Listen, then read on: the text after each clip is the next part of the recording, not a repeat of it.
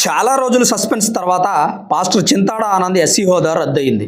అతని ఎస్సీ హోదా రద్దు చేస్తున్నట్టు జిల్లా కలెక్టర్ వినోద్ కుమార్ ప్రకటించారు.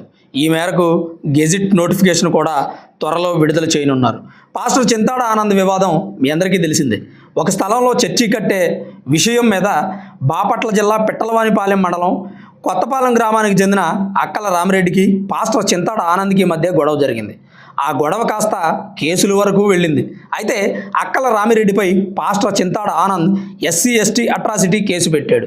ఈ కేసు కోర్టుకు వెళ్లడంతో హైకోర్టు పాస్టర్ చింతాడ ఆనంద్ క్రైస్తవుడు కావడంతో, అందులోనూ పరిచర్య చేస్తున్న పాస్టర్ కావడంతో మీరు ఎస్సీ ఎస్టీ అట్రాసిటీ కేసు పెట్టడానికి అనర్హులని కోర్టు తేల్చి చెప్పింది. అయినా అక్కడి నుంచి సుప్రీంకోర్టుకు వెళ్ళాడు పాస్టర్ చింతాడ ఆనంద్. సుప్రీంకోర్టు కూడా హైకోర్టు ఇచ్చిన తీర్పును సమర్థిస్తూ దానిపై వివరణ ఇచ్చింది. ఇక చేసేదేమీ లేక పాస్టర్ చింతాడ ఆనంద్ వెనుదిరిగారు. జిల్లా రెవెన్యూ యంత్రాంగానికి సుప్రీంకోర్టు దిశానిర్దేశం చేసింది. క్రైస్తవాన్ని ఆశ్రయించిన వ్యక్తుల ఎస్సీ హోదా రద్దు చేయాలని ఆదేశించింది. 3 సార్లు సుదీర్ఘ విచారణ జరిపిన తర్వాత పాస్టర్ చింతాడ ఆనంద్ ఎస్సీ హోదా రద్దు చేస్తున్నామని జిల్లా కలెక్టర్ వినోద్ కుమార్ తెలిపారు.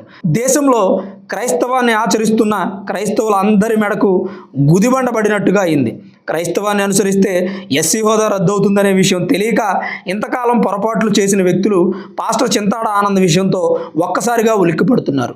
ఈ కథలో ట్విస్ట్ ఏంటంటే 2013లోనే pastor Chintada Anand BCC certificate కోసం ప్రభుత్వానికి అప్లికేషన్ కూడా పెట్టుకున్నారు. కానీ మళ్ళీ నాకు ఎస్సీ హోదా కావాలని కోర్టులను ఆశ్రయించడం ఆశ్చర్యంగా ఉంది.